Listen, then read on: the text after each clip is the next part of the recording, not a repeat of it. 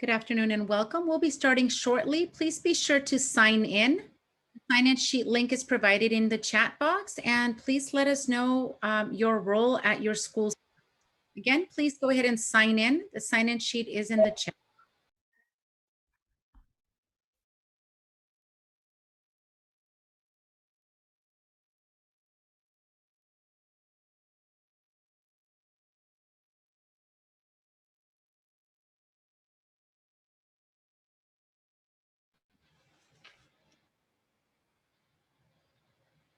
Good afternoon and welcome to our MCAP Statewide Educators Summit. We are very happy you have joined us this afternoon. Excited to share more about our MCAP Alliance project, our project. Welcome to MCAP Alliance. I'd now like to introduce our CABE CEO, Jan Gustafson Correa, who will provide us another welcome and a message, as well as review today's outcomes. Welcome, Jan. Thank you so much, Doctora Castro. Thank you, Juanma. Great to be here with everybody, and welcome to Multilingual California, our Education State Summit. What an amazing day to be together with you all. And it's so fun seeing everybody zoom in, wherever you're zooming in from Northern California to Central Valley, to our Southern California area, all the way down to the border. Just imagine we're in a beautiful setting, all walking into the same room, giving each other hugs, feeling the energy of being together here to support multilingualism and our English learners. So on behalf of CABE, our CABE Board of Directors, Olivia Yaya, our CABE Board President, and all of our partners from Butte County, Fresno County, San Bernardino County, Orange County, and San Diego County, as well as San Diego State University, welcome, welcome, welcome. Bienvenidos a todos. This is an amazingly special day. Over a year ago, we envisioned this program, a grant that came from the state of California called an EWIG, the Educator Workforce Investment Grant. And out of a lot of ideating and innovating and creativity, we formed an alliance to create Multilingual California, to move our vision forward in California, not just for our English learners to become proficient in English, but to celebrate language, to make sure that we are really building and developing and growing programs throughout the state. And now even more through the pandemic, through COVID, finding ways to come together and to celebrate that and build our instructional programs and processes to make that happen. So it really is a delight to be with you all today. And we have an incredibly wonderful afternoon ahead of you. Let's take a look at the next slide. I want to share with you, here it comes, our agenda for the day. It's going to feel like it's just going to fly by, though. It looks like a lot, but a lot of great information about our goals, our vision, where we're at with our grant and our program. You're going to get to meet the colleagues that are here from all across the state. And God, it's just amazing. Over 222 people are already coming in and more. So it's just this great energy. More than anything, we're going to have the opportunity to hear from one of our great colleagues and a member of our advisory council, Dr. Kathy Escamilla. And then we're going to get into the heart of it. What is Multilingual California? What is an AWIG grant? What is an innovation? What's this thing we've been talking about called liberatory design? What is this going to mean for my district, for my school? What is this going to mean for me as an educator, as a teacher in the classroom? So we hope that we come up with those answers for you today and that you will feel the same energy that we are feeling about this amazing work that we're all embarking on together. So welcome, and I'd like to go on to the next slide and share our outcomes for today. So, when you do a meeting like this, we have our experiential outcomes and our rational. So experientially, what is it that we hope that we feel from our gathering today? And so we really hope that together we all feel the momentum of this vision of a multilingual California. more than ever. And that not just that we all speak and we value languages, but we're finding ways to build them into our school and in our instructional programs. And we want you to feel today that you are a part, you are entering in, you are coming into this amazing relationship of a supportive statewide structure and network that will help us share our knowledge, build our knowledge amongst our county offices of education, our school districts, university leadership, particularly from San Diego State, from the California Department of Education, from our partners across the nation, and of course, this particular Multilingual California Alliance. And so we want you to know that even as we do our great work in our individual sites and districts and counties, we are part of an amazing network, and we hope you feel that abrazo. We help you feel the embrace and that you are now part of this amazing multilingual California family. And then on the rational side today, the nuts and bolts, right? We want to make sure that those who are entering in today for the first time are really getting a sense of, well, what is this grant? What is the Multilingual California Project? And what is liberatory design, that framework that we're going to be sharing with you to help us think about how we implement the English Learner Roadmap throughout California. So we're going to be really getting a kind of the nuts and bolts and understanding what this grant is.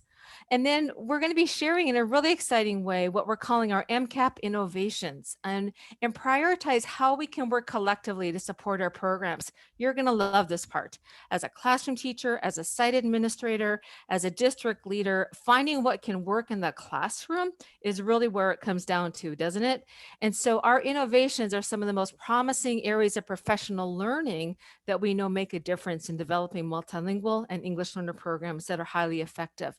So we're going to be building value on that, and you're going to get some concrete time to explore and take a look at where you as an individual, as a site, as a district will be entering into this journey, and what can be an add-on, an assets-based approach for you to continue your growth. So we have an amazing day of outcomes, and we hope that as you check in toward the end of the day, we've made great progress in reaching these outcomes as well. Let's go on to the next slide. So, entering into a day like today isn't just kind of a sporadic thing or a 2021 thing. And I know many of you know that this great work that we're part of isn't just recent work. It really has deep historical roots. And if you take a look at this, we go back to 1975 and even back further. But I'll mark that date because that is the year that we had our first CABE, California Association for Bilingual Education conference in the state of California. Over 46 years ago, a group of educators, just like all of us, got together and said, hey, we need to respond to what's going on in our society, civil rights movement, all that was happening in our schools around language and culture and immigration. This group of educators said, we need to be a part of this. And they formed a CABE in California. And there were other ABEs formed, as Kathy will share. There's a CABE in Colorado. Of course, we have a NABE nationally, a TABE in Texas. We are part of this great network. But what we have all tried to do over these years is impact policy, that policy level from the state level, from legislature, from our state board of education, from our California Department of Ed, and nationally as well, to create the kind of policies that impact practice. And as you look throughout history, you're going to see some policies that have been incredibly promising, and some policies that have really challenged us. When we had the Bilingual Bicultural Act in the late 70s, and we kind of moved through those 70s and 80s and early 90s, we had some really good things going on around our bilingual programs. And then our English only movement came in the 1990s. Of course, in California, we hit Prop 227 in 1998, and that really limited how we advanced our bilingual programs, instructional programs of the state of California. You can see a lot of things that happened kind of from the 90s into the early 2000s. No Child Left Behind, just different, more limiting structures and approaches of how we teach literacy and valuing language. We had a real struggle on our hands. And yet as we came then into 2000, in kind of the earliest 2000s, 2010, the Common Core standards kind of started opening up some different perspectives on learning again. We weren't so limited as we were before. And then our new ELD standards were adopted in 2012. The California State Seal of Literacy was approved in 2012. And that that has advanced now throughout the nation, where I think we have either 39 or 40 states, along with the District of Columbia, that have adopted a state seal of biliteracy. And then, of course, we bump up to 2017. Well, 2016, our state superintendent, Tom Torlakson, helped us lead, and Senator Lara, the proposition on our ballot, Prop 58, that really, again, changed our perspective in California to say yes to language. That's the proposition 5 years ago, where over 73% of the voters said, yes, we want multilingual programs in our schools. That was an amazing time for us. And since then, we've grown. The English Learner Roadmap came through in 2017 and was approved by our state board. We had a California Global Initiative by our state superintendent, Tom Torlakson, and jumping over a lot of other amazing things that have happened. We landed in 2020 and now in 2021 with this amazing vision for work around the State Department of Ed, funding that came from the state to invest in our educator workforce investment grants around English learners, advancing the English Learner Roadmap and promoting multilingualism in the state of California. Very gratefully, unfortunately, CABE was one of the recipients of that, with the partners that you see here today, and our colleagues at Californians Together also received another eWay grant, and they are working throughout the state as well in some parallel ways and in some unique ways. And so we are very proud to say that both CABE and Californians Together have been awarded this work, and we are moving forward in different ways because of the pandemic and because of COVID, but in powerful ways as well, which you'll be seeing shortly. So next slide, please. So, this work is just a work of collaboration, and you're just going to see that passion and that excitement and that expertise today. And so I'm excited to again welcome back Dr. Alma Castro, who will introduce to you our CABE MCAP team, Multilingual California. Alma? Thank you, Jan. What an exciting afternoon, and just really learning of how far we've come, policy from the past and a welcoming opportunity in the present. This movement of a multilingual California and this partnership, this powerful MCAP statewide network that you are now a part of, and just really moving that need in California to continue to learn about improving education for our multilingual students, English learners, dual language programs, and our families. So again, my name is Dr. Alma Castro. I am the director of MCAP, and I work with an amazing team. I'd like to introduce Jan Gustafson Correa is our CEO, and we are very thankful for her leadership and her vision in this work. We also have Ruby Flores, who is the director of professional development services with CABE. We also have our professional learning specialist, Anya Bobadilla, and our administrative assistant, Alexandra Ramos, and our friend and advocate, Marta Zaragoza Diaz, who are all here today supporting this work of a multilingual California. Thank you. Next, please.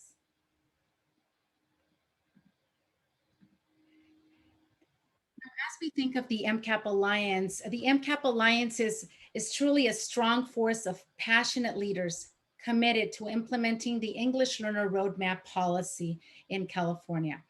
The California Association for Bilingual Education, or CABE, is the lead partner for the project with the following strong official partners, from Butte to Fresno to San Bernardino, Orange, San Diego County, San Diego State University, and our evaluators at Wexford.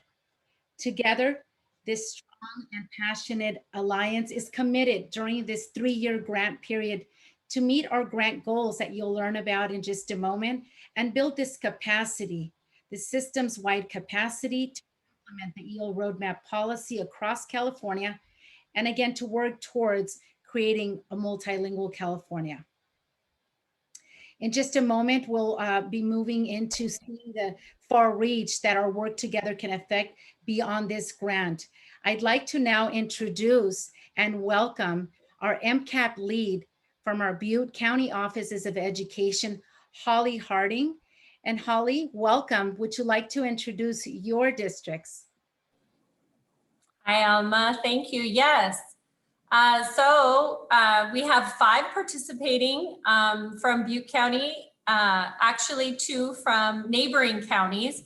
Butte County would be Chico Unified School District, Thermalito Union Elementary School District, Palermo Union School District, and then from Glenn County, we have Hamilton Unified School District, and from Tehama County, Corning Union High School District. Thank you and welcome. Thank you. Thank you so much and welcome. And Holly just introduced the first 5 of our districts that are part of this MCAP network, this strong supportive network. We have over 26 districts participating. And now I'd like to introduce Lisa Clark, Fresno County Superintendent of Schools. Lisa, welcome. Thank you, Alma. Welcome, everyone. I would like to welcome our 5 partnering districts from Fresno County: Golden Plains Unified School District, Layton Unified School District, Mendota Unified School District, Orange Center Unified School District, and Sanger Unified School District. I'm very excited to have them partner with us. Thank you. Thank you. Now, if we were, as we move into our next slide, if we were in a live setting, we'd probably be cheering and moving and just this amazing energy and space throughout our venues. So this Zoom venue gives us this space now. Now I'd like to introduce Dr. Nicole Chavez, who's the MCAP lead from Orange County Department of Education. Welcome, Nicole. Thanks so much, Dr. Castro. And let's give it up, Anaheim. I know we've got some strong representation in this group. So if you're from Anaheim Union, please give a shout, a wave, give it up. Congratulations to our Anaheim Union High School District that's joining us today. And shortly following, our very strong, well done, I think that was Renee, Anaheim Elementary School District, give a wave, a reaction button. Our Anaheim school districts are here and strong and representing well. 2 pending confirmations from 2 additional districts, but they've got some competition with our Anaheim school districts, let me tell you. Back to you, Dr. Castro. Thank you and welcome, welcome. So as we move into our San Bernardino County Superintendent of Schools, I'd like to introduce our MCAP lead, Angelica Hurtado. Welcome, Angelica. Thank you, Dr. Castro, and good afternoon, everybody. I want to let you know that San Bernardino County is in the house. I want to thank all of our districts for being here. I'm so excited, and I want to introduce them. Barstow Unified is here with us. We have Colton Joint Unified School District, Fontana Unified School District, Hesperia Unified School District, Redlands Unified School District, Rialto Unified School District, and San Bernardino City Unified School District. So let's give a high five for everybody and welcome. Welcome. Thank you, Angelica. And as we move into our next slide, I'd like to now introduce our MCAP lead from San Diego County Offices of Education, our colleague Isela. Welcome, Isela. Thank you, Dr. Castro, and good afternoon, MCAP Alliance. Welcome to all our districts that are joining us today. And I am so pleased to share with you, introduce to you our participating districts from the San Diego County Office of Education. So we have South Bay Unified School District. Yay, South Bay. Chula Vista Elementary School District. Let's wave hi. Jamul Dulzura Union School District. Go Jamul. National School District, yay, National. Valley Center Palma Unified School District, Lemon Grove School District, and Fallbrook Union Elementary School District. Welcome. We're so pleased to have you. Welcome, San Diego County. Thank you, Isela. And our powerful statewide network, as we move into our next slide, as you heard, our network is also encompassing our other partner, who is San Diego State University. And I will now like to introduce Doctora Cristina Alfaro to share a little bit about the projects being developed through San Diego State University. Welcome, Cristina. Hi. Good to see everyone, and it just seems like it's just so right to be introduced right after the San Diego County Office of Education, because they are our partners, and without them we wouldn't be able to do the powerful work that we do with respect to bilingual teacher preparation. The project that I'm specifically working on is the University Global Seal of Biliteracy. This is our first semester in implementing this at the university, and it's just picked up a lot of momentum. We are also a Hispanic serving institution, so a lot of our Latino students are really looking forward to being able to receive this seal of biliteracy. Right now, we're keeping it controlled and just working with a few colleges, but it's something that we are very proud of and hope to be able to share with other universities as we continue to grow. So thank you for the opportunity.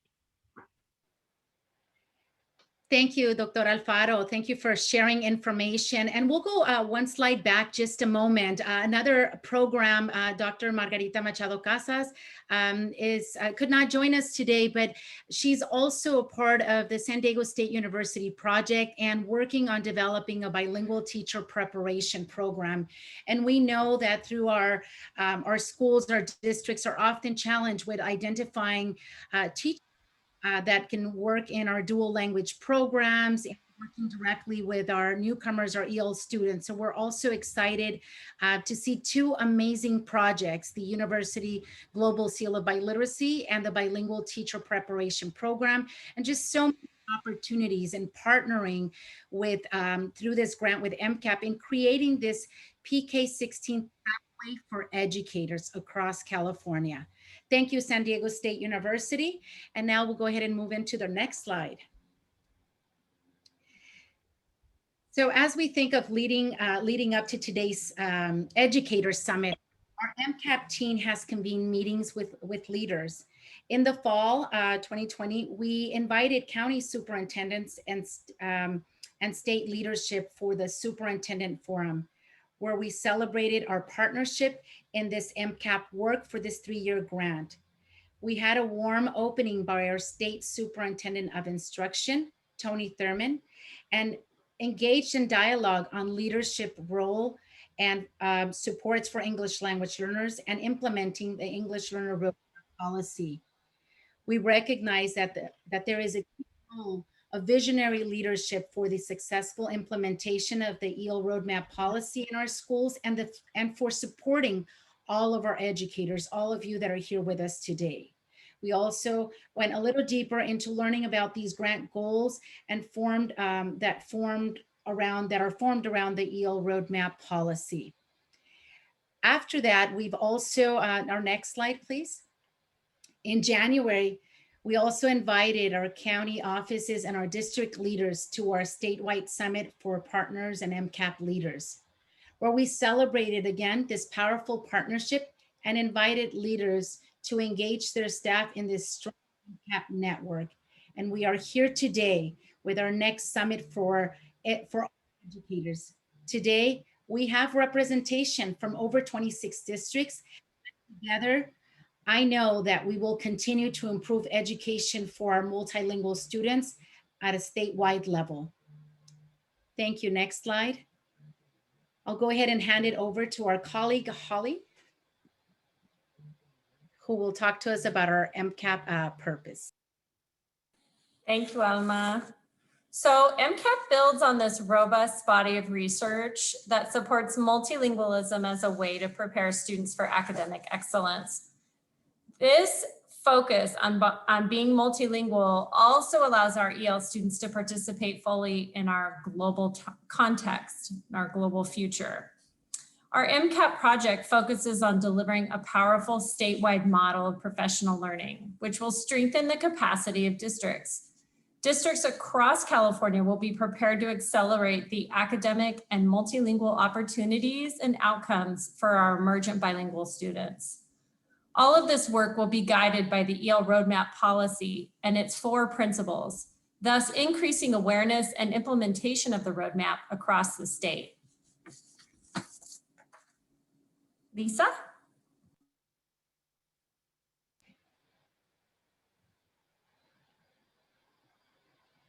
Thanks, Holly. So what are our goals with MCAP? What are we hoping to accomplish here? So you can see from this slide here that we have 5 major goals.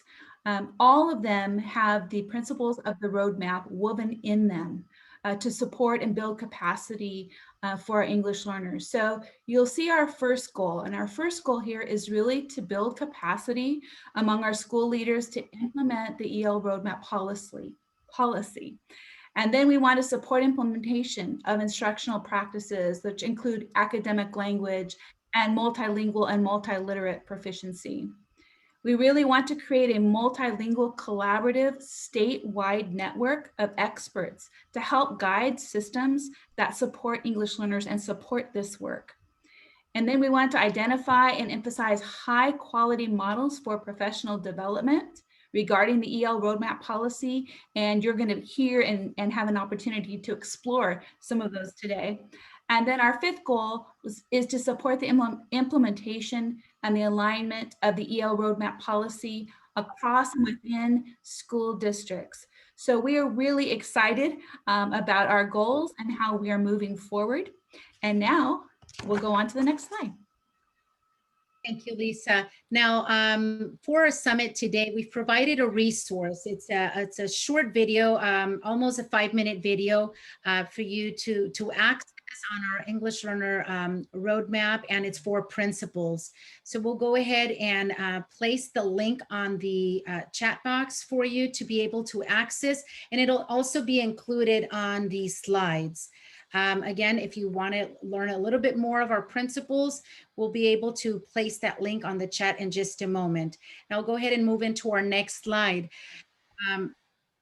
Nicole will be presenting to us a little bit about our MCAP stages and where we have started with stage 1 and where we are moving in the direction we are. Great, thank you so much.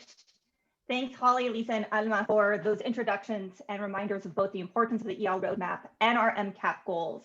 So right now we're just going to take a brief moment to kind of walk through the various MCAP stages that you see here on our screen. And it's really important for you all to know that in our design of this MCAP process, the goal was really to be able to support you all in being able to engage in an exploratory process, as well as build the sustainability structures to support in what you decide is your area of innovation. So you see here that the MCAP was really designed across 4 interlocking stages. Each stage in our grant really aligned to the various EL Road principles that you just were reminded about. In stage 1, which was really the focus over this past year, our focus was in really being able to provide awareness, resources, as well as webinar opportunities to bring attention to the importance of the EL roadmap and its applications. As you see here, we had the opportunity of being able to provide services, resources, and webinars to over 13,000 individuals across our state. So the awareness process took off successfully. And we arrive here now, where we're at in stage 2. And as you see here in our initial implementation, it infuses the summit experience that you're now a part of.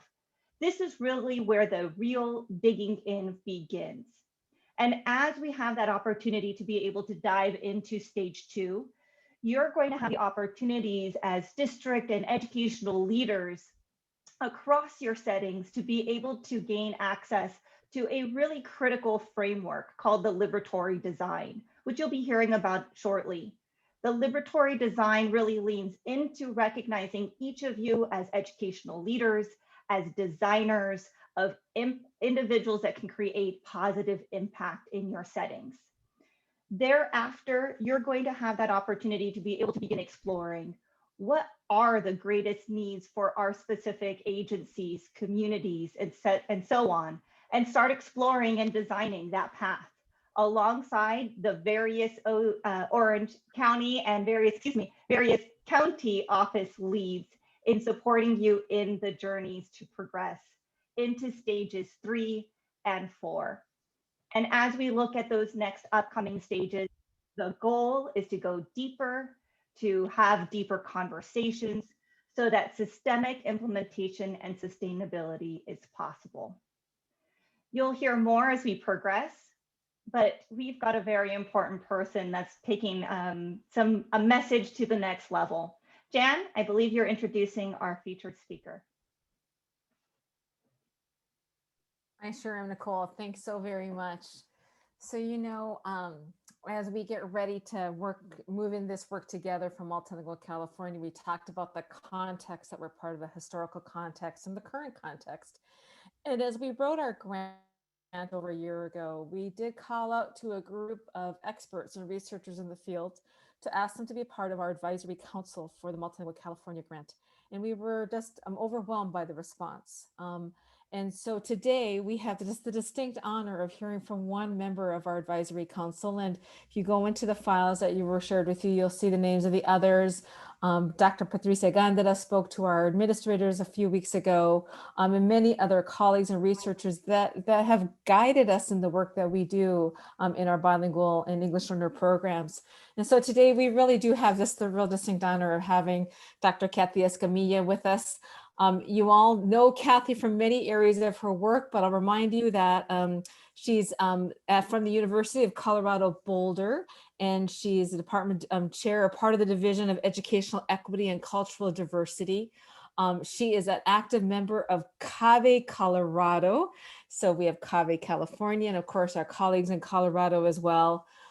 We've known Kathy's work in so many ways for years in her support and development of pedagogy and research around dual language immersion, supporting biliteracy, from the researcher role to practitioner to author.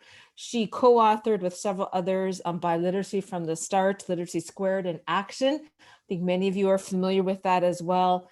And she really is just a champion of the work that we have been a part of, in her local context in Colorado, at the Bueno Center at the University of Colorado, and in schools and districts there, and really with a national reach as well. Kathy is just an amazing person. She brings the brilliance and just the expertise of her research and her leadership, but she also does it with the heart of a teacher and a parent and a family member and a community member. And we are so proud that she's a part of our familia. And I just want to give a warm welcome to Kathy, and thank you for being with us today to share a few words to motivate, inspire our work together as well. Kathy? Thank you so much. Thank you very much for having me this afternoon. And as I was sitting here listening to this really fantastic project, I'm a little bit jealous. I wish we had something like this going on in Colorado, but I congratulate all of you on the work you're doing. That said, to all of my teacher colleagues, I am sure that you are probably dead tired by this time in the day. You are ready for some dinner. You're probably needing to do homework with your children and get ready for tomorrow. And we all know what that's about. So I'm going to try to keep this light and to 10 minutes. This is probably the shortest speech I've ever given in my life. And I think my family will be amazed if I can get it done in 10 minutes. So what I'd like to do is start take it to the next slide, and to ask you to do a check-in. We've all been surviving a pandemic. I mean, we've been trying to play like things are normal, and we've been doing the best we can. And we've all been trying to, as much as we can without seeing each other, support each other. But I would like for you just for a minute in the chat to write down some accomplishment that you've had over the past year. Nothing is too trivial. I survived September teaching my 2 grandchildren online. And somebody would say, no, that wasn't trivial. Nothing is too trivial. Write down what do you consider to be an accomplishment? I kept hearth and home together. Teaching my kids how to ride a bike. Fantastic. Graduated with my master's degree. There you go. Got my MA. Taught my boys to play the piano. Fantastic. Riding a bike. Had twins. Oh my God. Sorry, I even mentioned the word trivial. That's something. Had a baby. Become much more techie. Oh yeah. Lost 15 pounds. Boy, I wish I could say that. Become debt free. Learn to do some gardening. Yeah, me too. I've killed plants all summer. but I wouldn't say I've learned. Schoolology, yeah, I see, got a vaccine, learned how to cut my hair. Good for you. 2 rescue puppies. This is wonderful. Exercise more. Survive teaching online. I think we're all saying that too. Got the vaccine. I got one too. And there's a certain amount of like, yay, yay, science. Yay, we're going to get back to normal. We are going to beat this. Survive teaching 3 kids at home. You're my new shiro. I don't know how you do it. I visit my dad more often. Yep. Dyed my hair. Good for you. I think that's great. Congratulations, a spin instructor. Wow. And you moved in a pandemic. Oh goodness. Congratulations, all of you. This is fantastic. And I can't tell you enough how much I appreciate teachers and how much I appreciate what you did. And teachers do what they always do. We dig in and try to do our best no matter what the situation. So let me go on and ask you kind of the next question, although it's not really a question. The next question's coming in the next slide. So can we go on to the next slide? So don't keep on having twins. You're probably, done with that for a while, but the rest of you keep on doing what you're doing. So what's so special about California? I lived in California for 8 years. I loved California. I mean, you can all think of a bunch of things, it's what people who don't know California will say things like Hollywood and Disneyland and the Golden Gate Bridge. And I would say UCLA, that's where I went to school. I wouldn't say USC, and you all know what that's about. But there's a lot of good things about California. But let me tell you what I think the best thing is about California, and that's on the next slide. So if we could go to the next slide. Okay, so California is the most multilingual, multicultural state in the entire United States. It is the first state to have no clear majority group. It is the future of the United States. That's fantastic. For me, that is why you're doing all this work, and we have so much to learn from you. California has about 2.5 million students who speak languages other than English. Colorado only has about 1 million students altogether. So California has twice as many English learners than Colorado has kids. This is the future. There's more total English learners in California than there are in Nevada, in Utah, in Idaho, and Wyoming combined. Can you believe that?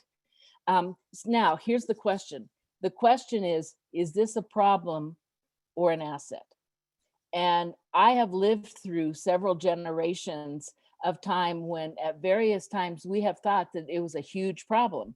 And we see it when we hear people talking about language barriers, language issues. Immigrants need to learn our language, whatever our language is. So at times, at the same time, we have people say, it's just so beautiful to be bilingual. Oh, I wish I was bilingual. So is this a problem or an asset? Or a resource? So yes, please respond using the chat, but let's go on to the next slide because otherwise my 10 minutes are going to be gone. And okay, so in the beginning, we all say now, I mean, you'd be hard pressed to find an educator worth their salt who wouldn't say, I really, really, really believe that language is an asset. I really believe it. But then comes the next part, and the next part is always a but. But I don't know what to do with the child who, or the principal who, or my colleague who. So I would like you, this is where I want to go with this conversation. We all say it's an asset, but you hear things at school like, but we're in the middle of a pandemic and we really need to focus on English. It's nice to do, but we don't have the time. Our tests are still in English. So now I'd like for you to respond in the chat by what you hear at your school that makes people say things like bilingual is beautiful, but then they say things in the teacher's lounge that don't quite fit this. So let's hear what you got. Yeah, but some may see it as a problem. It is an asset, but what do you hear? Prep time, yes. I can't get parent support, absolutely. Good, but the test scores. That's our biggest problem right now, as if, test scores can actually tell us anything, but that's a whole nother talk for another time. We still have to do testing. We have a child who has an IEP. Kids routinely become bilingual in Africa who have Down syndrome. They learn their village languages at home, and then they go to school and learn English. These are things that we have created. These are situations that define language as a problem from people who don't know better. Newcomers from other countries with no language. That is very common. I hear that all the time here. Well, we could do bilingual education, but our kids really don't know any language very well. And if they don't know any language, we just better focus on English. So we need more qualified teachers, and that is number one. And I think that's one of the reasons why you're all here. We have huge skill gaps from first language. Anyway, so here's an asset-based. Dual language teachers are more in demand than English-only teachers in California, and they sure are here. And that's one of the reasons that people say they can't do bilingual education, is because not enough teachers. So it's not just in the beginning, it's a continuing issue to sort of put our money where our mouth is. We say it's an advantage, but then sometimes we don't behave as it is. So if we could go on to the next slide, that would be great. Okay, so an assets-based orientation about bilingualism comes from your principle 1 that you're going to learn more about from the EL roadmap. But I'm going to give you just a little snippet, and this comes from a book that I like reading. It's about 10 years old now, but I still think it's good. It's good information because it sort of gives us the reason why. There are lots of reasons. There's lots of ways that we can become bilingual. So one of the ways that we can become bilingual is school. But certainly there are parents out there, and I want to thank all the parents in the United States who are so terco that they won't let school take away their children's first language. And we have a debt of gratitude to them. But here's what we know. This is from a book by Patricia Gandara for about 2010. We know that bilingually educated students have greater cognitive flexibility, working memory, and executive function. In other words, it's good for your brain to be bilingual. And you know who knows this? White middle-class parents. That's why they are lining up to get their kids in dual language schools. Bilingually raised students have more cohesive family relationships and fewer behavior problems at school. Why do we know this? We know this because we especially know that middle school kids tend to get in a lot of trouble. I raised 2 kids. I know this. If you've raised kids who are in middle school and high school and didn't get in any trouble, congratulations. How'd you do it? I don't know. But we know that about middle school is when kids get to be ashamed of speaking their first language and they switch to English. They get in trouble at school and someone calls them into school. Alma, you and I had this wonderful conversation yesterday about when the parents get to school. I said, well, what did my child do? I say, ¿Qué hizo mi hijo? Well, tell your mother what you did. Well, I got caught with marijuana. This was a perfect example. Okay, tell your mother what you did. Mom, I got caught with marijuana. Well, the mother doesn't know because the child has just told her in English, a language she doesn't understand. So we know that parents who insist that their children continue to speak their first languages have better family relationships and fewer problems in school. Plus, these kids tend to be raised in a very culturally traditional way where somebody says you get in trouble at school, you're in trouble at home. Students who maintain their bilingualism into high school are more likely to go to 4-year colleges. Students who maintain bilingualism into high school are less likely to drop out. And young students who maintain bilingualism will earn more in the labor force than their monolingual peers. That's just a snippet, but those are all assets-based orientations. My favorite one is not up here, but it's the one about bilingualism staving off Alzheimer's and symptoms of Alzheimer's for up to 5 years. So bilingual people are less likely to exhibit. Doesn't mean they don't get Alzheimer's, just we don't show it for about 5 years longer. These are asset-based orientations, and those are the ones that we have to take up. This is challenging, it is hard, it is not in our national ethos yet. We think about bilingualism as an asset, but we don't put plans in place. How wonderful that you all are doing this. So next slide. Now, so I'm going to say this about immediate messages. Now's not the time for us to back off of dual language instruction. If you are doing it, keep doing it. I know it's a pandemic. I know it's easy to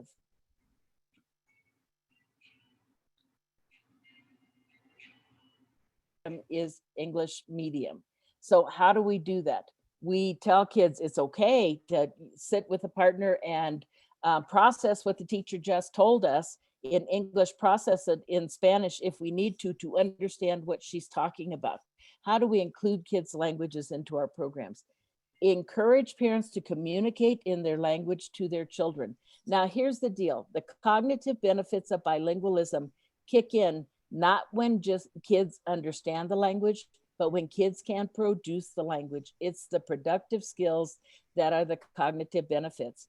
And it's not enough for us to just encourage parents to speak to their kids in their first language. We have to demand that the children respond in that non-English language. And that gets hard because it's very easy to talk to kids in one language and then have the kids respond back in English. And that's what we want to discourage in home. We'll teach kids those productive skills in English in school. That's our job. We're English speakers. Our country's good at English. Well, some people in our country are good at English. Others speak English. They're not necessarily good at it. We need to encourage students to process information in their non-English language. In other words, listen to English, but discuss it in Spanish if you need to. That processing or translanguaging is something that we haven't taken up in very serious way. So those are just quick little messages of what we can do while we're waiting to get back to normal that we hope we get back to pretty soon. Okay, next.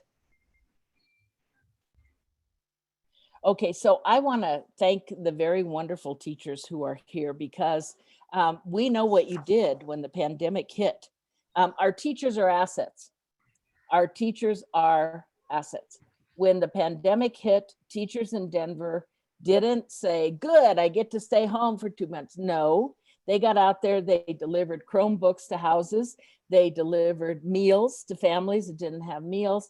They got online and tried to teach parents who had never been on a computer before, computer skills. And if you don't think bilingualism is important when you speak Spanish and all the settings on a computer are in English, and you're trying to figure out how to help people, think again. So our teachers are our assets, but our tests aren't. So I want to say just a couple of things about how we're setting ourselves up. Because what I see here in Colorado are policymakers, well-intentioned, I think, who are intent on building bigger and better tests to tell us how far behind our kids have gotten. And they are especially focused on poor children, children of color, and English language learners. So they are especially focused on the kids that we care the most about. And they want to talk about the COVID slide, the increasing digital divide, the gap in achievement. This is not at all what we need to be talking about, folks, not right now. First of all, join the national movement to suspend all high stakes testing, at least for this year. It's only going to tell us that kids have been through a pandemic, and we already know that. Don't test for something that you already know. So if I could have the next slide, here's research I would like to see us do. The next. Oh, louder, please. Okay, so here's what we need to do. We need to document how many homes and communities in poor and working class neighborhoods have computers and internet that didn't have them in March 2020. That is documenting what our teachers have done for us and our kids. How many bilingual and dual language teachers taught parents basic computer skills? What a service to the community, and a free one at that, so their children could get online to do school that did not have capacity before 2020. How have we begun to close the digital divide? If homes and families have computers and know how to access the Wi-Fi, that's beginning to close the digital divide. And we don't need a test to tell us that. And how many of our bilingual and dual language teachers earned extra compensation for their work with parents? And I'll bet you we already know the answer to that. Okay, so we need assets-based research. If we're going to be serious about assets-based orientations, we don't need research that documents gap. We need research that's assets based, that helps us understand how we have, what we are doing for kids. Okay, so next slide, please. And then I want to mention briefly, like I said, because this is 10 minutes and then hopefully we'll have some time for Q&A. The quality of instruction is particularly important. Too often, I think, in many of our programs, we have gotten arguments, we have fought with each other, we have made up stuff even about how many minutes we spend teaching Spanish and how many minutes we spend teaching English, and whether 50-50 is better, or 90-10 or 80-20 or something else. If you have crappy instruction, oh, that's not a very professional term. If you have ineffective instruction in Spanish, it doesn't matter if you're doing 10 minutes or an hour. You need to have effective instruction. And I particularly like that principle 2 of the roadmap talks about the quality of instruction, not simply about the language of instruction. Now, yes, hi, somebody said to me, not all English learners speak Spanish. Yes, but the same principles apply about parents maintaining their first language and the kids not getting in trouble, and the family relationships. And when we figure out in this country that we need speakers of languages of all kinds, when we have some sort of international incident. I remember when the US embassy was attacked in Iran in like 1979 or 1980. I don't remember, it was a long time ago. And somebody said, do we have any Farsi speakers? Where are they? Let's find them. So we can't ignore languages other than Spanish. I will say 80% of the kids in this country who speak another language speak Spanish. So that's the language that we most frequently talk about, but we need to develop language skills in all of the kids, no matter what their languages are, and understand that those are assets. So here's what I worry about. Before we can, my kids, and I have examples of the kids, I help them, not my kids, but my grandchildren online. The first lesson on one of the first days was a lesson on the War of 1812. What for? The kids were confused and they didn't know why they weren't having school, and they didn't know what this pandemic was, and they didn't know what COVID was, and frankly, neither did I. And so before we talk about the quality of instruction and lead with something like the War of 1812, let's talk about social and emotional learning.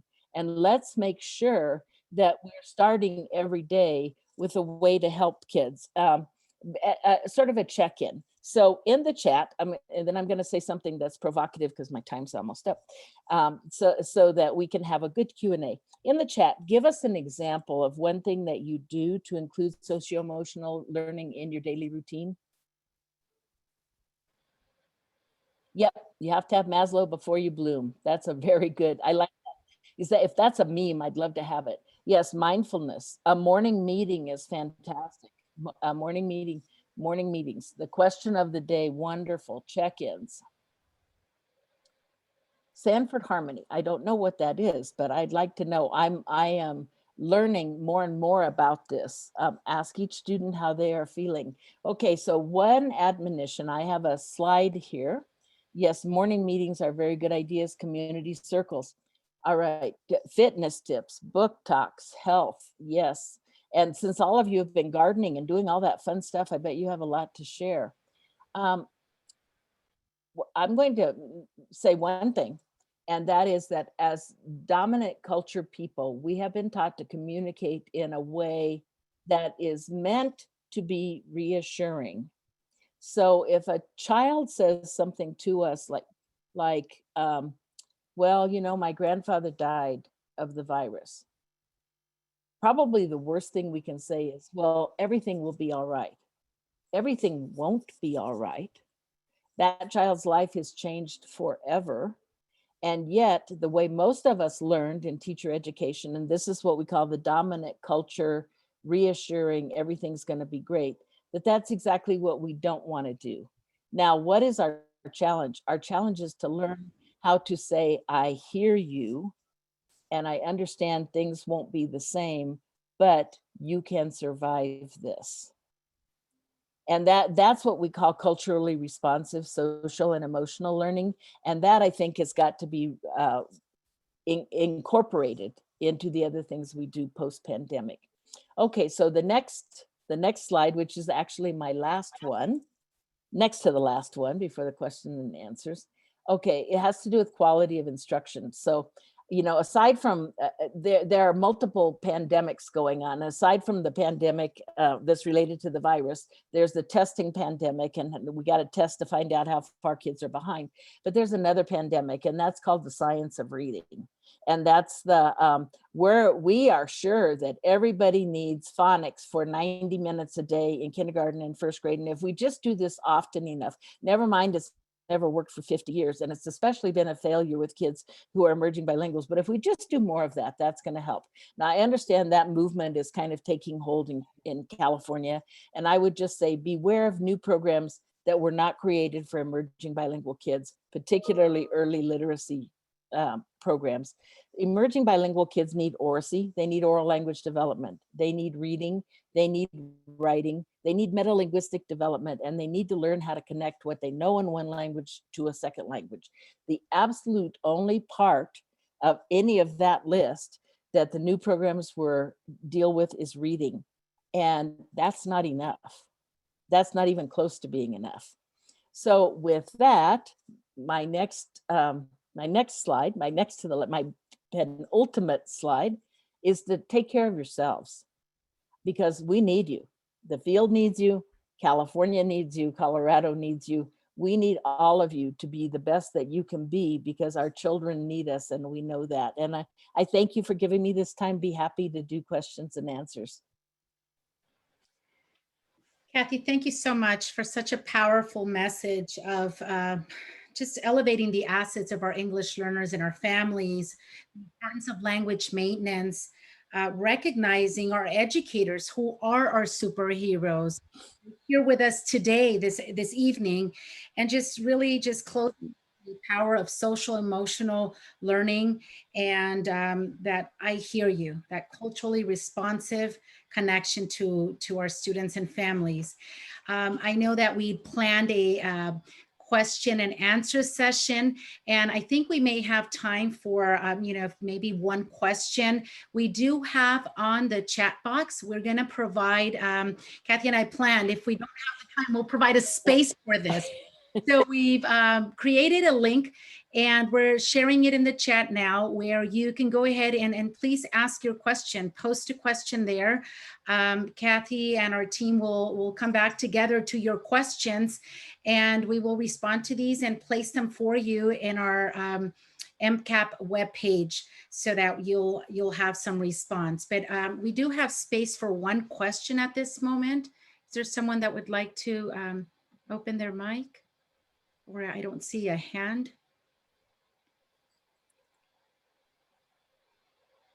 I don't know how to see. Oh, one minute.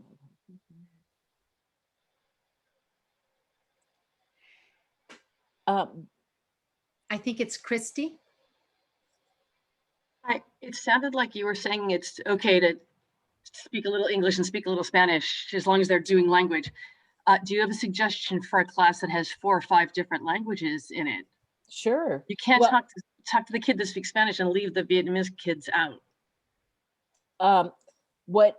Okay, so I'm gonna try to respond to your question. If I don't, tell me I don't. Okay, tell me that you want to hear more. So it is our responsibility to do the most we can for all of our kids. I have taught in situations where I had multiple kids in my classroom. So I wanted everybody to understand. And so I could speak Spanish. So it was incumbent upon me to use Spanish if that was a scaffold to kids learning. I wish I knew Vietnamese. Now, I did something that the principal at the time, which was years ago, told me not to do. I put Vietnamese speakers next to each other, and I let them use Vietnamese when they were trying to figure out what I had said. And then I would ask them to tell me, what did I tell you? Because between the two of them, some of them got part of it and some of it got another one. That was the most I could do for them. Was that enough? Probably not. but I didn't not use Spanish. I used every tool I had, and it's incumbent upon us to do the very best. You're not being unfair.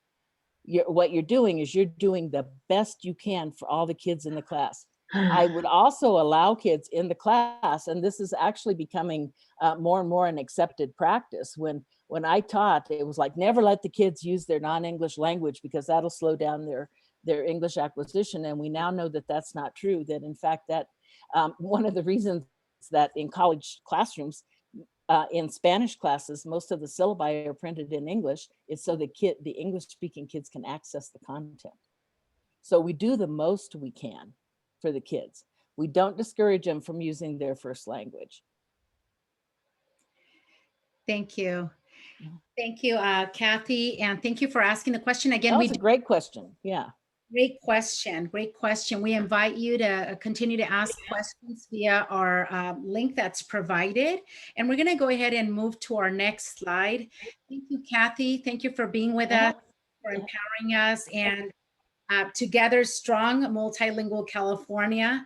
We look forward to our collaboration, our partnership, and we will be back in touch with our educators today through this question and answer. Thank you. Thank you. I'd like to now introduce our colleague Isela, who's going to go ahead and move us into our next section of Making Equity a Reality. Colegas, as we engage in the work of enacting the English Learner Roadmap, we must continue to ground ourselves in our why. So what is our why? So let's take a few seconds to think about the first experiences that we had, that we remember were calling us to teaching. Let's think about the first teacher who really truly inspired us and touched our souls, our hearts, and our brains. Let's think about our purpose as a teacher today and how this purpose drives that work that we do every single day for every single student. As educators, we start our academic careers with dreams of having a positive impact on students' lives. We recognize, colegas, that during challenging moments, challenging times, such the ones we're living, it is easy to lose sight of our why. So, colegas, to bring equity into the educational experience of our students and our families, it is critical that we continue to reconnect with our why, that we ground ourselves in it and we allow it to drive our daily actions and behaviors. Today, let's remind ourselves of the character strengths that make us our best self. And let's bring our strengths together to continue to positively impact our learning communities. Let's also remember that when our peers, our students, our families know and feel our why, they're much more willing to trust us. And it's that trust that builds those strong relationships that allow us to do the work that's required to meet our moral, our professional, our legal obligations as educators. Let's continue to ask our administrators, our teachers, our students, our families, how might I help you succeed? How might I be of most help? Lastly, as you stay connected to your why, we hope that you're slowing down to recognize, appreciate, and celebrate the greatness of what you're doing every single day, to hold on to that why as we make equity a reality in our learning communities across the state. Thank you, Isela, for reminding us of the importance of staying connected to our why, and leading now into our next section for today is learning about our framework, our leadership framework. And I'd like to introduce Dr. Olympia Kyriakidis, who will take us through our next part of this afternoon. Olympia? Thank you. We are pleased to bring to you the Liberatory Design Framework as part of the Multilingual California project. This framework comes from a collaboration between Stanford's Design School, their D School, and the National Equity Project. And it really brings together the equity work that needs to really be happening in schools and the design work that we do every day. So that liberatory design thinking process and practice lives in the center of these two important areas. Next slide, please.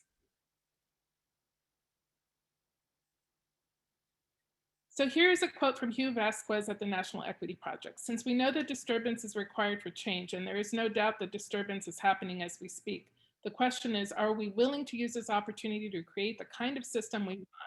We have learned that if we are going to change a system, we as individuals first have to see what the system is producing, then we have to engage with others to design something different, and finally we have to act. Thank you. Next slide, please.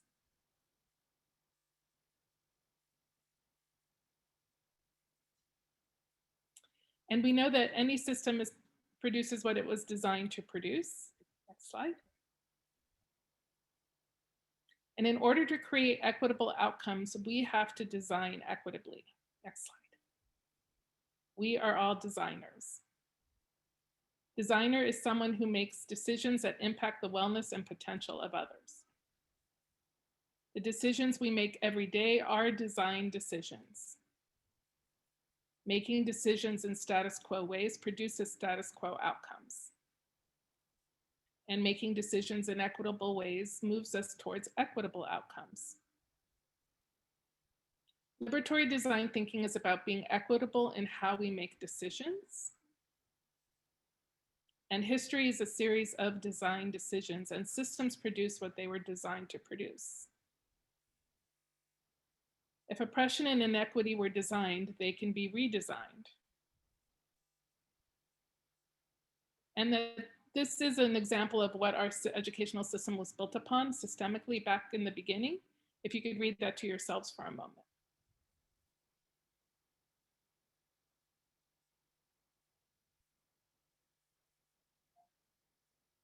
So knowing from the very start, we were not designed for equity. Next slide, please. And this continued throughout our history with testing. Next slide. I'll just let you read that to yourself.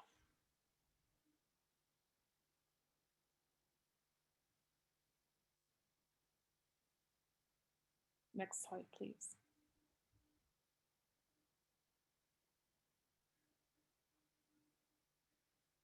Next slide.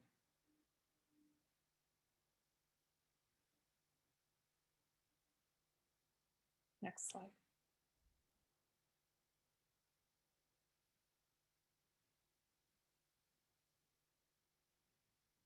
Okay, next slide, please.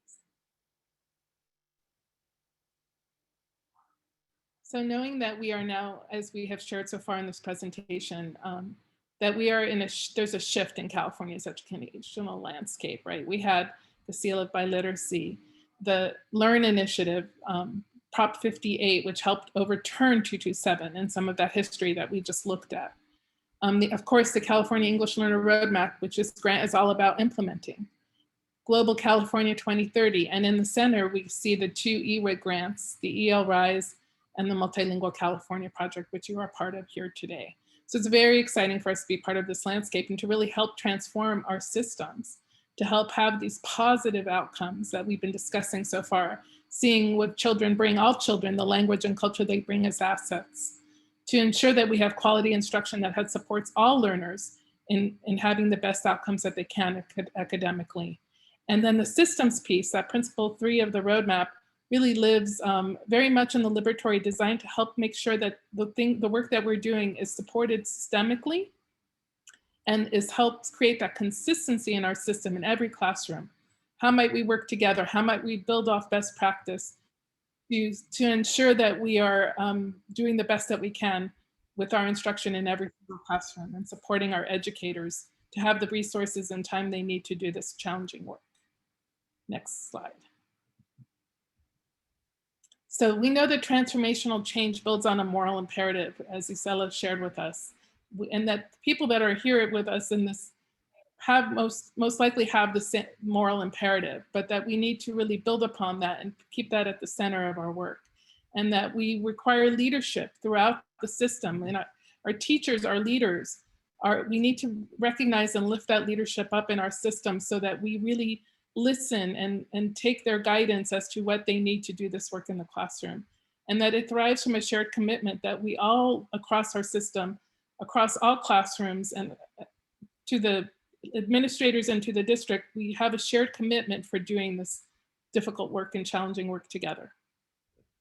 Next slide, please. And so again, the liberatory design is a process as well as a practice. And you can see that the process is here on the right with notice and reflect in the center. And then we see the system and empathize are the two areas in blue.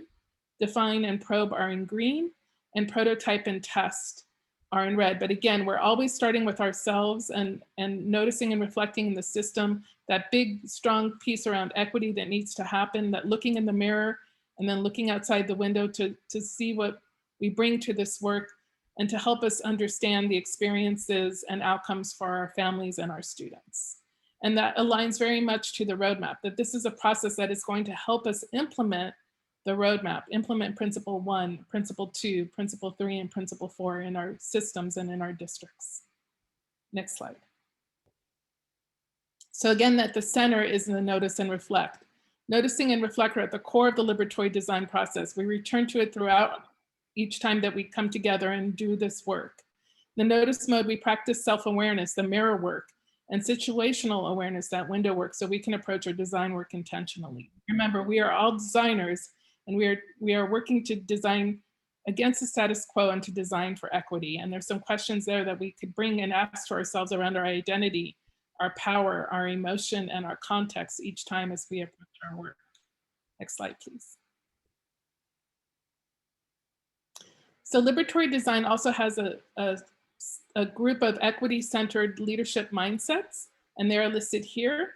And they're all linked in, and they're in the resources for you to learn more about. These mindsets are great to help have the conversations that we need to have around this work that we do every day, and to really come to internalizing these mindsets eventually as we begin this journey together. But I want to talk about 4 of the mindsets that really ground this work.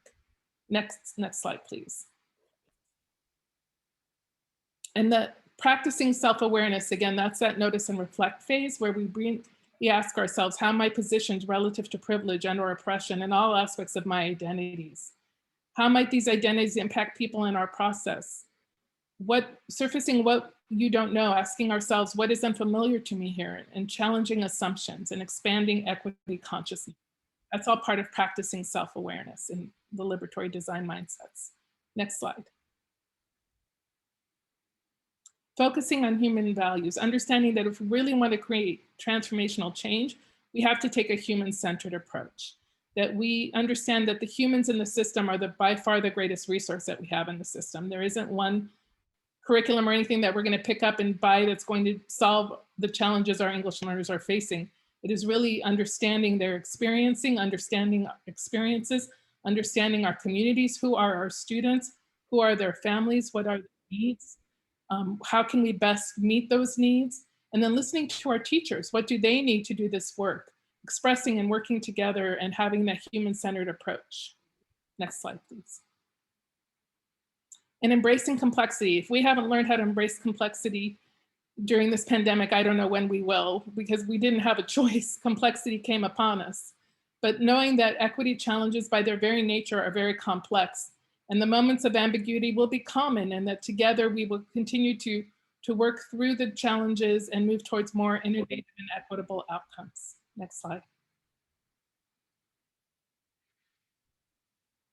And seeking that liberatory collaboration, understanding that power dynamics play very much a role in our work, and that we really need to have an equity-centered approach, and meaning that we need to really think about who's at the table and who's not at the table when we're making the decisions that we're making, and resisting the hierarchical top-down approaches and having more of a flat approach, and understanding that, again, the humans in the system need to be represented and valued in their opinions and in the design process. Next slide, please. And again, empathy is key and foundational. So really taking what are the experiences of our students in what we're designing? What are they experiencing? What are the outcomes we're producing? Are we achieving what we hope to achieve? And how might we continue to improve and refine our practice to get to the place where we're meeting their needs? Next slide, please. And again, that notice and reflect, we always come back to that. And the key questions that we visit as we close our work or our process each time that we come together to reflect upon where we are and our next steps. Next slide, please. So in the chat, if you could think about what are some of the implications of liberatory design and taking a human-centered approach for your classroom, just type in the chat. And I'm going to turn it over now back to Alma. Thank you. Thank you, Olympia. And yes, if you have a moment, please in the chat, just tell us a little bit about those implications for your classroom. We are running a little short with time, but I'd like to go ahead and move over to our next slide and hand it over to our colleague, Angelica, who's going to walk us through our next slide. Also, in your participant folder for today, you will you'll have access to the liberatory design framework, an overview, and also the mindsets. And again, those mindsets are really a powerful tool that will help us uncover or begin having those conversations in our teams at our schools. Angelica, turning it to you. Yes, so colleagues, right now we want to share with you our innovations. It's really exciting to share with you. Each of our partners, each of our county partners have their own innovation, and we're going to share them with you in the next slide. So as you can see, we have 4 innovations under each of the principle 1 and principle 2. The innovations have been crafted to support, of course, principle 1 and principle 2 of the California EL roadmap. And our innovations are tailored for different audiences and in areas that support learning for English learners. So because we know that principle 1, it talks about the assets of our students, building that welcoming environment for our students. You have the 4 innovations from our different county offices that are offering these, starting with parent and family engagement, all the way to special education and multilingual settings. And then under principle 2, which talks about the quality of instruction, you have your dual language teacher academy, your GLAD, the RIGHT Institute, and the language development through science as well. So this is exciting. So start thinking of which innovation you and your staff or your group of teachers are going to be selecting. It's very exciting. Thank you, Angelica. And we'll go ahead and move it over to our next slide. And as Angelica shared, the innovations have been carefully crafted through 12 hours of professional learning for each of these innovation offerings through principle 1 and addressing through principle 2. So I'd like to share that you will have some time to browse these innovations. The link to the webpage that has been, this interactive webpage that has been designed for you will be placed on the chat. As we go over just a few of the important items, it's important that you have a discussion about this innovation that you or your team or a group of teachers at your school would like to register for. Each innovation, as I mentioned, does provide that 12 hours of professional learning. Each of the county offices will have 110 slots for innovation participation. You'll be able, your county office MCAP lead will let you know how many slots are available per district. And districts will receive funding to support participation of educators in these innovations. Angelica did mention that these innovations are addressing our EL Roadmap Principle 1, and that does also include supports for our families, building parent leadership, and it also includes supports for paraeducators. We do encourage you to follow up and have team collaboration. Now, very exciting, we are opening registration tomorrow. So please come into this website, and tomorrow you'll be able to click. And in just a second, I'm going to be inviting our county leads to just go give us a quick overview of each of the innovations. But registration will be open tomorrow. And please, you need to register by February 25th. We start, and I know that this is a short timeline, but we do start our offering of our innovations that will launch on February 27th. So if you, Anya, if you would go ahead and take us into, I'd like to invite our innovation for parent-family leadership and building multilingual and multicultural communities. If you'd go ahead and click on that innovation, and I'd like to invite our colleagues Maria Villa and Laura to go ahead and come on in so that you can give us a quick overview of that innovation. Thank you, Alma, and hello, everyone. Just a quick opportunity for us to serve your families and allow them to find a space where they're going to develop their leadership with other families, build a sense of community, focusing on the funds of knowledge to inform, support, deepen their understanding of the roadmap and their role as parents supporting their child at home. We're going to focus on 4 different modules, and the first one begins on March the 6th.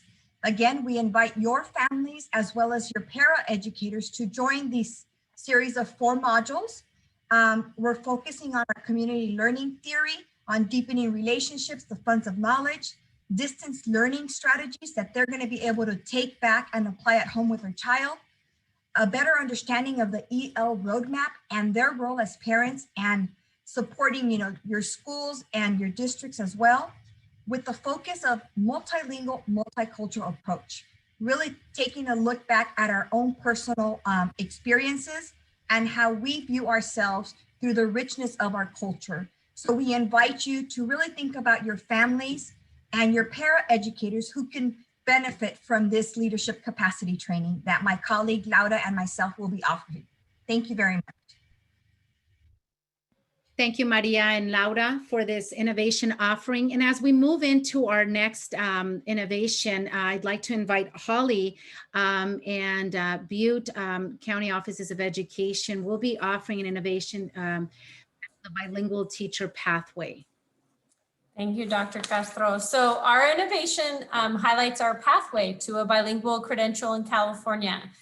We have an existing pathway for paraeducators who are already on campuses.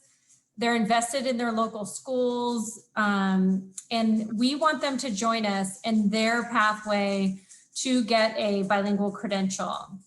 Through our innovation, the participants will learn more about the programs and services that we support them with tests, support like CBEST, CSET, RICA, academic advising, mentoring, professional learning, prerequisite coursework, and even financial support through our grants that we offer. So we have a pathway that feels like a familia, and we want to invite all paraprofessionals in California who are interested in getting a bilingual credential to join us.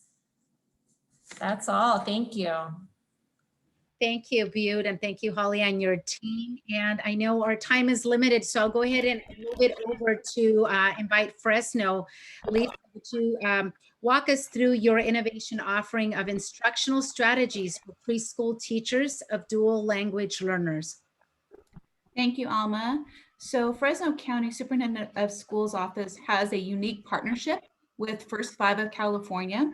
And together they have built what we call the Lighthouse, which is an early care center that features a dual language preschool program. And so with our 4 modules, they are really designed to help participants learn the components of how of a dual language program would work, best practices for setting up that program, how you would train your staff, and how you could uniquely use your blended funding model for this program. So we have the audience of preschool teachers or assistants, and we look forward to having you join our innovation. Thank you, Lisa. So those were the 4 innovation offerings. And as we move into our next slide for Dual Language Teacher Academy, the first 4 were through Principle 1. Now we're moving into Principle 2. I'd like to welcome Ruby Flores or Anya Bobadilla to share with us on the DLTA. Sure. Hi, Alma, and hello, everyone. My name is Ruby Flores. I'm the Director of Professional Learning for CABE, and this is our innovation that we will be presenting and supporting the program with. So we will be offering 2 sessions of our Dual Language Teacher Academy, which is made up of a total of 8 modules, 8 sessions, which would be provided during the next phase of the grant. But for this first phase, we would be providing module 1, which is Foundations for a Strong, Successful, and Sustainable Dual Language Program, which will explore the purpose, the reasons, the research, and the components of a strong program. This is recommended for teachers new to the program or for teachers in existing programs that want to learn more about how to continue to develop and refine the program. And then the second module would be best practices in dual language education, which this session would actually be presented entirely in Spanish. And it is it's meant to provide teachers with the knowledge and the resources that they need to create a classroom environment that is going to support students with language acquisition in both English and Spanish. So these modules are specific to Spanish dual language programs. The first module is in English, so it is really just about in general what dual language education is, the purpose, the research, and it will be presented by myself and my colleague Anya Bobadilla.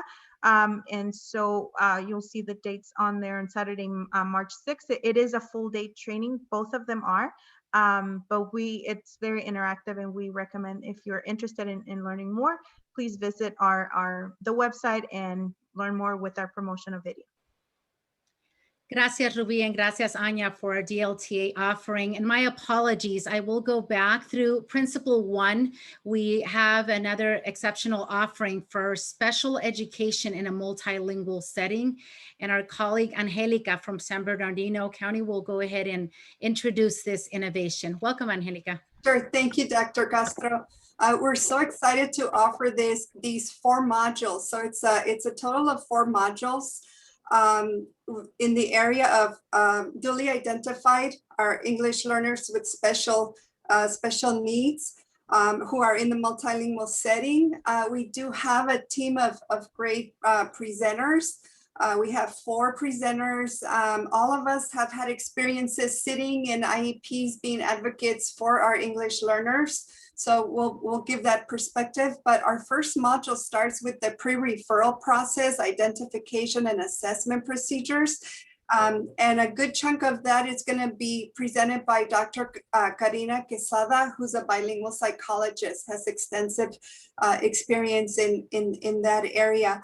The other modules follow with using instructional resources, tools, even LPAC, ELD standards, and then finally building and developing the linguistically appropriate IEP and linguistically appropriate goals for the student that has the IEP. We're really excited. It starts March 6th from 9 to 11. So it's 2 hours of synchronous time.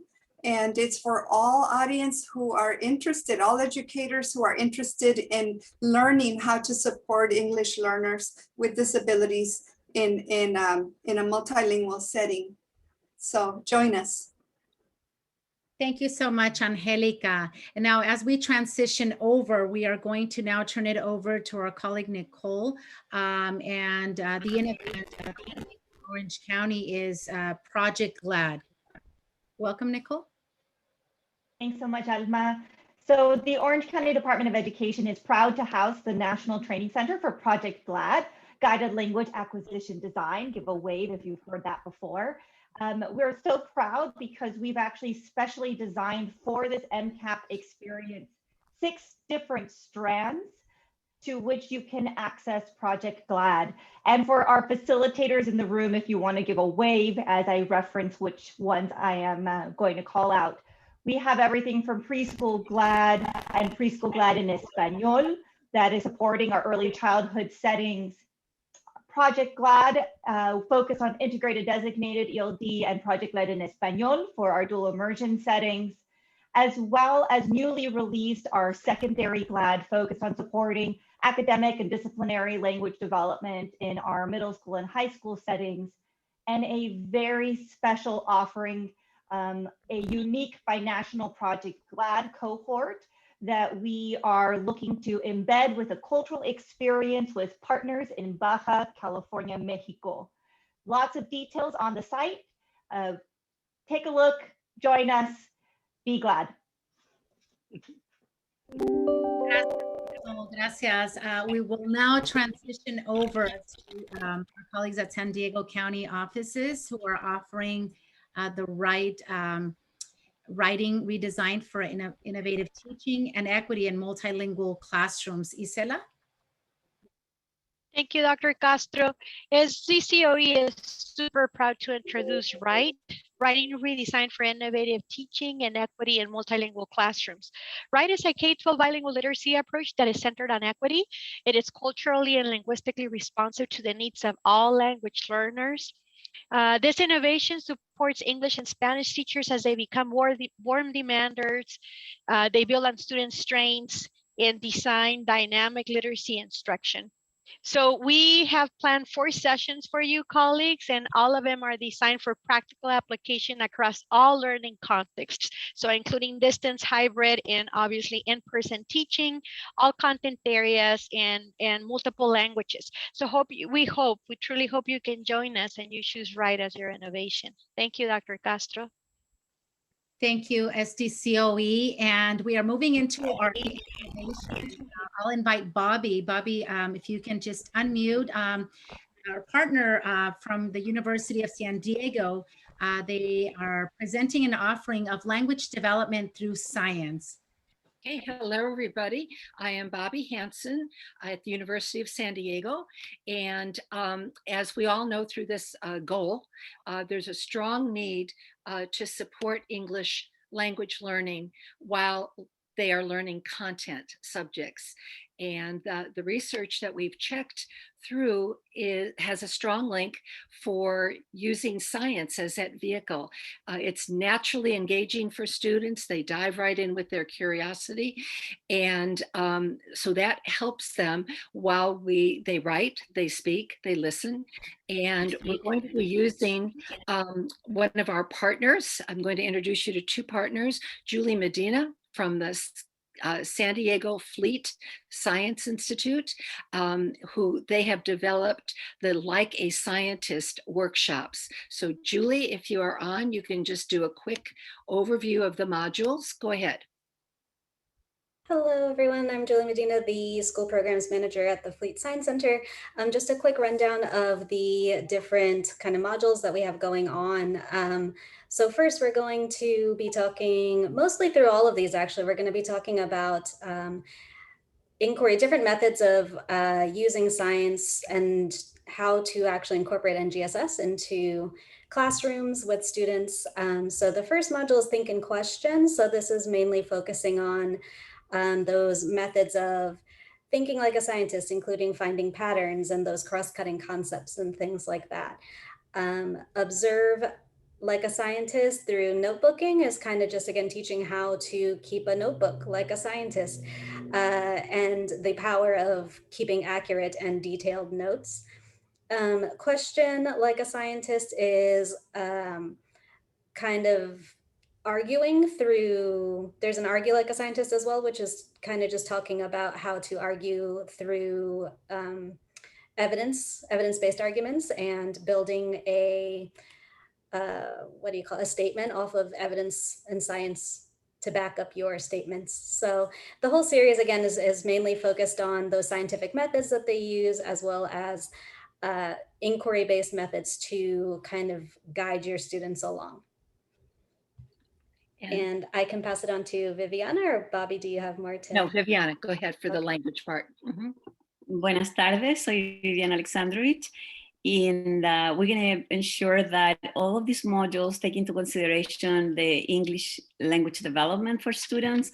We're going to incorporate content ELD standards, content standards, We're going to incorporate content objectives, language objectives, the key vocabulary that we need to pay attention, or language that we need to pay attention, academic language, and social cultural responsive pedagogy and funds of knowledge for each of the modules. So it'll be very exciting to see how we can turn the science, teaching science, and very, very focused on how we can help our students develop academic language, and at all levels of proficiency too.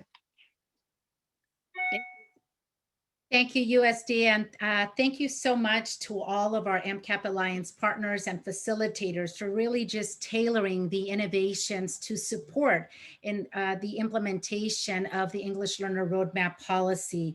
A few reminders: as you saw, the innovations very powerful and tailored to different audience and different needs. We just want to remind you of a few next steps or follow-ups. Please take some time to explore the innovation links provided. Discuss these innovations with your school teams, with your leaderships. We also remind you that registration will open tomorrow. So registration for some of the innovations, there is a cap. And so you'll want to really identify your innovation, have that conversation. Registration opens tomorrow, and please register by February 25th. We are also, once you register, you'll be receiving a link for the innovation, and you'll also be receiving a consent form. The consent form is a requirement of this grant, this EWIG grant through funded through the CDE. We also invite you to please make a plan and collaborate with your team. There may be teams that choose to on different innovations and then be able to collaborate and share information. So again, we have in your participant folder, you'll find a space, which is a workspace for districts. There's a customized slide for your district, and I invite you to open that and start typing in what are some of your next steps or questions you might have. Please do reach out to our MCAP leads who will be able to guide you if you have some questions. On our next slide, we also invite you, as you join this MCAP powerful statewide network, we invite you to subscribe to our website. As you subscribe, you'll be receiving information about events, about pre-recording or recorded webinars that we've offered in the past, and additional resources.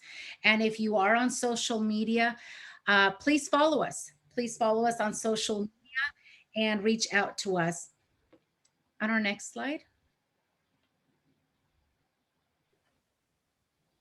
As we're transitioning to our next slide, I want to just share, I think we're going to be sharing a couple of announcements just very quickly. But before we get to announcements, I'll go ahead and hand it over to our CABE CEO, Jan Gustafson Correa, who's going to walk us through our última palabra, and we'll be closing in just a moment. Thank you for being so patient. Wow, Alma, thank you so much. And thank you to all of our colleagues and partners across the state. Do you remember in the very beginning, we talked about our outcomes, and the outcome was be feeling like you're part of a statewide network, a movement around multilingualism. And we hope you feel that momentum now. Just think of this as you know, practitioners in the classroom, site leaders, district team members, whatever your role is. Through this grant, you have the option now to try on these different innovations. You've heard a lot about some of them in the past, some of them might be new, but what will help you move your multilingual programs and multilingual visions forward in your district, whether it's Spanish English, Arab English, Vietnamese English, Chinese English, Korean, whatever languages you are working with within your context. How are you going to build those in, and how as you as a practitioner can take advantage of these? We hope this is something that you're excited about. We're excited to offer. The funding from the grant provides this for you, and we want you to try these on now, because as we get into next year, you'll get to go deeper into the innovation, into the strategies, and then how it helps you shape your vision for building your bilingual, multilingual vision for your schools and for your districts, and ultimately in your classrooms. So enjoy that. The link is there. We invite you to go and dig around and look. Can you believe it? You can get GLAD or write or do language or special ed or science, preschool, para educators, parent family engagement. Just think of the options that are there for us. Please really dig in and then work with your district lead, and then your district lead has connection to your county lead to be starting to think about which ones you want to try out. So we're so excited to share that with you. I love the idea that we're making a plan, that we're really building on our themes, the direction that we're moving forward. And it's really about putting this policy. We've been talking about some bigger pictures, but it's putting it into practice. So thank you so much for all of you for entering into this great journey with us, and enjoy. I mean, what an amazing opportunity. So we're just so excited to share these resources. If you live in Butte County, you can take advantage of something that's being offered in Southern California, or in Southern California, something offered in the Central Valley. The beauty of the connection across state. We'll be working all together, these different innovations through our great technology. So as we move into finishing up and closing up today, we always like to do something called the última palabra. How are you feeling? What do you think about this? What's the feeling that arises out of you as you've gone through this last hour and a half or so with us about this vision around multilingual California and your partnership? Would you please, in the chat box, just add an última palabra, a final word, a final phrase about what you're thinking now, what you're excited about, what you're motivated by, or what really calls to your attention. And as you're doing those, just a few quick announcements we have to share with you. I think the first slide is just about some of the great events that we have coming up. We want to make sure that you are connecting into the CABE 2021 conference. Of course, we'll be virtual, and we can't wait for you to be there. Your districts have some complimentary registrations, and if you run out of those, hopefully you'll consider registering for the conference. The online registration deadline is March 14th. The conference is in March 23rd to 27th, and we've adjusted it. It's toward the end of the day, in the afternoon, evening. It's going to be fun. You're going to have a lot of great interaction, amazing speakers. Please take a look at that, and we hope that you'll be joining us at CABE 2021. And you'll see the website there, super easy, cabe2021.org. The next announcement we want to make to you is another free offering from MCAP, from Multilingual California. We've been doing just a lot of webinars to give you some resources that you can use. And as a second part of our series for paraeducators, we have two series coming up now from our colleagues in Butte County on professional learning opportunities for paraeducators moving towards their bilingual credential. And so you'll see that those are coming up. Our first one is next week, Thursday, the 25th, and then March the 11th. And so you can register now, encourage your paraeducators or others in your district that might be interested in this. Just really a great opportunity. And you can register, go to our website again, this mcap.org takes you to this more complex website, or multilingualcalifornia.org. And you can see this webinars and recordings of the past ones as well. So next slide, please. Again, if for some reason you came in and you didn't get the note on the sign-in sheet, please do that. That's important for grant. So if you haven't got that, thanks Alexandria and Anya for getting that in the chat box. Make sure that you've had a chance to sign in as we get ready to check out, okay? So make sure your name is on that sign-in sheet. And as we move in to our final word and thanks, Alma, can you help me read off some of these última palabras? I see motivated. I see muchas esperanzas. I see excited, gracias.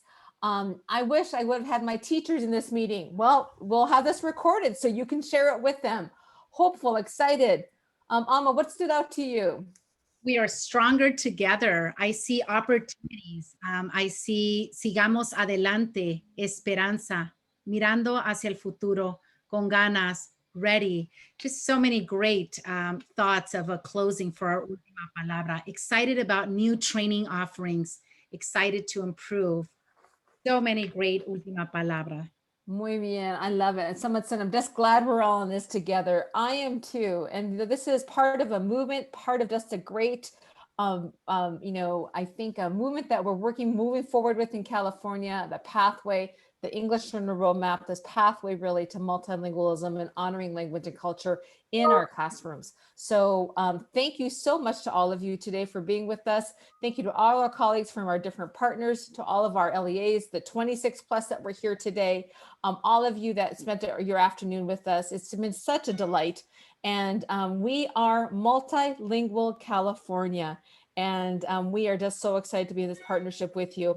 I'll pass it back to my colleague, our director of the Multilingual California program, Dr. Alma Castro, to just give us some closing words. Alma?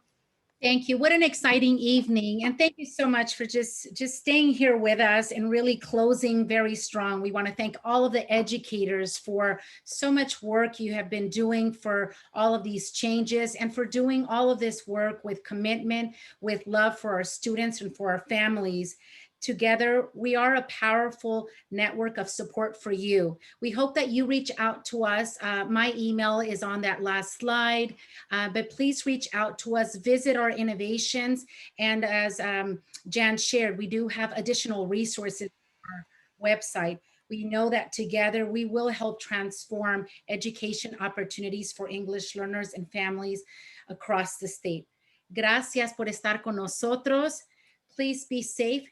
Continue to keep your family safe, and we look forward to collaborating, working together, and being a multilingual California support for you. Gracias. Feliz tarde.